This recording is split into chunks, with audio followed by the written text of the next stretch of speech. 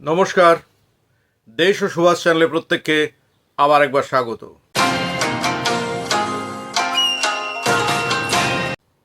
আজকে আমরা আলোচনা করব দার্জিলিংয়ে দেশবন্ধু ও মহাত্মা গান্ধীর শেষ সাক্ষাৎকার সম্পর্কে। এই আলোচনা করতে গিয়ে যে বইটির সাহায্য আমি নিয়েছি তা হলো চিত্তজয়ী চিত্তরঞ্জন, লেখক ডক্টর নরেশচন্দ্র ঘোষ। ফরিদপুর সম্মেলন শেষ করে দেশবন্ধু কলকাতায় ফিরলেন, কিন্তু উঠবেন কোথায়?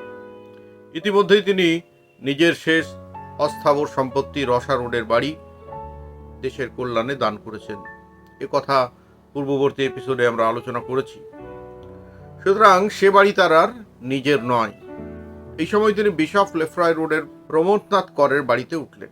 রাজ ঐশ্বর্য যার হস্তগত ছিল, একসময় যিনি ছিলেন ধনকুবের, সেই রাজাধিরাজ সাতকড়ি বাবুর কাছে বলেছিলেন, যদি পারো তো মরা গঙ্গার ধারে আমার জন্য একটা ঘর তৈরি করে দাও, জীবনের শেষ কয়েকটা দিন আমি সেখানেই থাকব। পর্ণকুটিরে বাস করার বাসনা যে তার কতখানি সত্য ছিল, দেশবন্ধুর নানান কথার মধ্যেই তার প্রমাণ পাওয়া যায়। 11ই মে দেশবন্ধু বিশ্রাম লাভের জন্য দার্জিলিং রওনা হলেন। যাওয়ার পথে ঠাকুর অনুকূলচন্দ্রের হিমায়তপুর আশ্রমে কয়েকদিন তিনি বিশ্রাম নিয়েছিলেন, কিন্তু সৎসঙ্গের অনুকূলচন্দ্রের কাছে তিনি দীক্ষা নিয়েছিলেন কিনা সে বিষয়ে সঠিক কোনো তথ্য আমার কাছে নেই। যদিও দেশবন্ধু তার সাগর সঙ্গীত কবিতায় অনুকূলচন্দ্রের উদ্দেশ্যে একটি লাইন লিখেছেন। সেই লাইনটি হলো, দীক্ষা দাও ওগো গুরু, মন্ত্র দাও মোরে। কিন্তু দীক্ষা দাও ওগো গুরু লাইনটি শেষে একটি জিজ্ঞাসা চিহ্নই তাঁর দীক্ষা গ্রহণ সম্পর্কে প্রশ্নের জন্ম দিয়েছে। হিমায়তপুরে অবস্থানকালে কুলভাঙা পদ্মার অপূর্ব শোভা দেখে তিনি মুগ্ধ হয়েছেন। দার্জিলিংয়ের বিখ্যাত আইনজীবী স্যার নৃপেন্দ্রনাথ সরকারের স্টেপ অ্যাসাইড নামে একখানা বাড়ি ছিল। প্রথম কয়েকদিন তিনি সরকার বাবুর অতিথি রূপে যথেষ্ট আদর আপ্যায়নের মধ্যেই থাকলেন, কিন্তু পরে নিজের ব্যবস্থা তিনি নিজেই করলেন। হেমায়তপুর থেকে দার্জিলিংয়ে যাওয়ার পর তিনি প্রথম কিছুদিন একটু ভালো বোধ করতে লাগলেন। প্রত্যেক দিন সকাল বিকাল পায়চারি করার সময় কাশ্মীরি আলখাল্লার সাথে মাথায় কাশ্মীরি পশমের গান্ধী টুপি পরে তিনি বেড়াতে বেরোতেন। রাস্তায় মানুষ ভিড় করত তাকে দেখার জন্য। দার্জিলিংয়ে যাওয়ার পর থেকেই দেশবন্ধুর একটা মানসিক পরিবর্তন লক্ষ্য করা যায়। তিনি ভীষণভাবে আধ্যাত্মিক চিন্তায় মগ্ন হয়ে ওঠেন। এদিকে স্বরাজ লাভের জন্য তিনি উন্মুখ। ফরিদপুর বঙ্গীয় প্রাদেশিক কংগ্রেস কমিটির অধিবেশনে যোগদান করবার পর মহাত্মা গান্ধী পূর্ববঙ্গের জেলায় জেলায় ভ্রমণ করছিলেন। তার ভ্রমণের শেষে 24শে মে তিনি কংগ্রেস ওয়ার্কিং কমিটির সভা আহ্বান করলেন কলকাতায়। অভ্যর্থনা সমিতির সভাপতি ছিলেন দেশবন্ধু, তিনি তো তখন দার্জিলিংয়ে। গান্ধীজিকে তাই দার্জিলিং যাওয়ার জন্য তিনি চিঠি লিখলেন, আপনি ভুলে যাবেন না, আপনি আমার এলাকায় আছেন এবং আমি অভ্যর্থনা সমিতির সভাপতি। আপনাকে আমার এখানে দার্জিলিংয়ে আসতেই হবে। গান্ধীজি প্রথমে আপত্তি করলেও দেশবন্ধুর পীড়াপিড়িতে শেষ পর্যন্ত তিনি রাজি হয়ে গেলেন। গান্ধীর অভ্যর্থনার জন্য দেশবন্ধু নানান রকম প্রস্তুতি নিচ্ছিলেন। তিনি জানতেন ছাগলের দুধ গান্ধীজির খুবই প্রিয়, তাই জলপাইগুড়ি থেকে বিশেষ 5টি ছাগল গান্ধীজির জন্য আনা হয়েছিল। হিমালয়ের কোলে এই দুই মহাপুরুষের সাক্ষাৎ যে শেষ সাক্ষাৎ হবে এবং চিরকালের এক স্মরণীয় সাক্ষাৎকার হয়ে থাকবে, তা কি আগে জানা ছিল? দুজনের মধ্যে যে কত রকমের কথা, কত হাসি, কত ঠাট্টা, কত রাজনৈতিক আলোচনা হয়েছিল, তার পুরোটা হয়তো আমরা কোনোদিন জানতেও পারবো না, কিন্তু বিভিন্ন গ্রন্থ থেকে কিছু চিত্র তো আমরা পেতেই পারি। আলোচনা হলো চরকা সম্বন্ধে। গান্ধীজি দেশবন্ধুকে জিজ্ঞেস করলেন, আপনি এখন চরকার সুতো কাটতে শিখেছেন? আগের এপিসোডে আমরা আলোচনা করেছি যে এই কাজটাই দেশবন্ধু একেবারে অপটু ছিলেন। দেশবন্ধু উত্তর দিলেন, কিছু কিছু পারি। গান্ধীজি বললেন, তাহলে প্রচার করে দিতে পারি যে আপনি খুব উৎসাহের সঙ্গে চরকা কাটছেন, তাই তো? শুরু হলো ভীষণ হাসাহাসি। একদিন গান্ধীজি একখানা চেয়ারে পা দুলিয়ে বসেছিলেন। এরমভাবে বসে থাকতে দেখে মহাত্মা গান্ধীর অসুবিধা হচ্ছে মনে করলেন দেশবন্ধু। তাড়াতাড়ি নিজের একটি বালিশের ওপর একখানা কম্বল ভাঁজ করে গদির মতো করে গান্ধীজির বসার জন্য উপযুক্ত এক ব্যবস্থা করে দিলেন। দুজনে তখন মুখোমুখি। গান্ধীজি হঠাৎ হেসে উঠলেন। দেশবন্ধু বললেন, কি ব্যাপার, হাসছেন? যোগীর মুখে হাসি। গান্ধীজির মনে তখন বহুদিন পূর্বের একটি দৃশ্যের কথা মনে পড়েছে, এবং সে দৃশ্যটি হলো তিনি এবং তার স্ত্রী বিবাহ বাসরে এমনি করেই মুখোমুখি বসেছিলেন।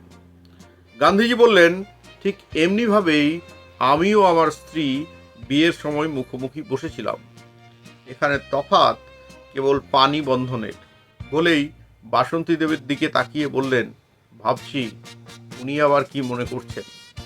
আরেকদিন মহাত্মাজির জন্য দুধের সরবরাহ সব ঠিক আছে কিনা তা খোঁজ নেওয়ার চেষ্টা করলেন দেশবন্ধু।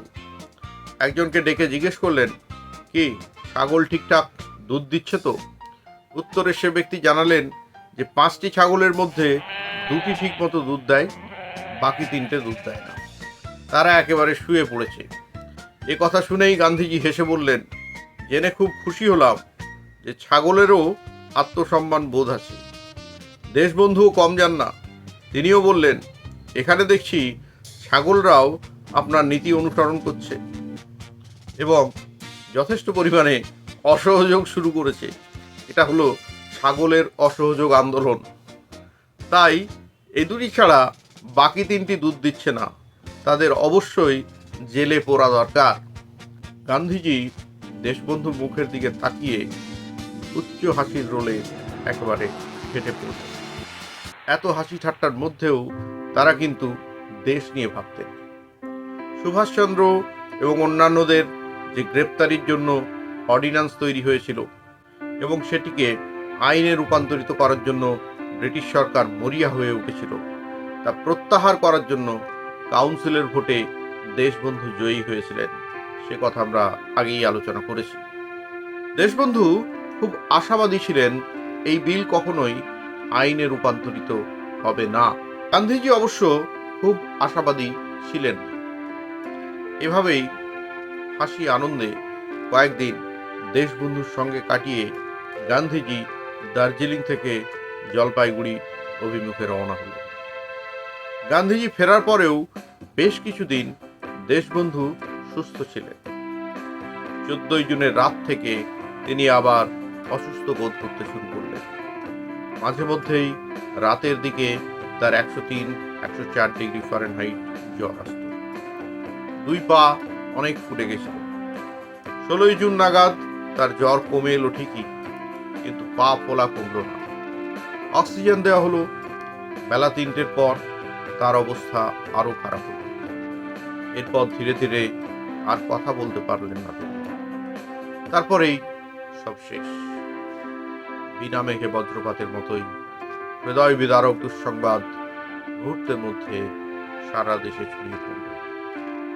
বাংলাদেশে পূর্বেও অনেক মহাপুরুষ প্রাণ ত্যাগ করেছেন, তাতেও বঙ্গবাসী অনেক কেঁদেছে, কিন্তু দেশবন্ধুর জন্য সে কাঁদা ছিল যেন সবার চাইতে আলাদা।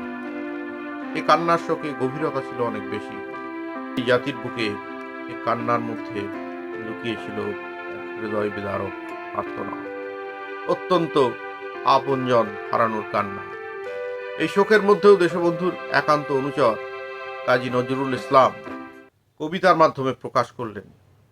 তিনি লিখলেন, আজকে রাতে যে ঘুমাও কালকে প্রাতে জাগবে সে, এই বিদায়ের অস্ত্র আঁধার উদয় উষায় রং বেড়ে, শোকের নিশির শিশির ঝরে ফলবে ফসল ঘরে ঘরে, আবার শীতের রিক্ত শাখায় লাগবে ফুলের রাগ এসে, যে মা সাঁঝে ঘুম পাড়ালো চুমু দিয়ে ঘুম ভাঙাবে সে। কবিগুরু রবীন্দ্রনাথ লিখলেন, এনেছিলে সাথে করে মৃত্যুহীন প্রাণ, মরণে তাহাই তুমি করে গেলে দান। একটা বিশাল মহাজীবনের মহাপ্রয়াণ ঘটল। সুভাষচন্দ্র তখন মান্দালয় জেলে। তার কাছে খবর পৌঁছতে দেরি হয়েছিল। সে বিষয়ে পরবর্তী এপিসোডে নিশ্চয়ই আলোচনা করব। দেশবন্ধু সম্পর্কে সুভাষচন্দ্রের মূল্যায়ন অবশ্যই আমাদের জানা প্রয়োজন। জয় হিন্দ, বন্দে মাতরম।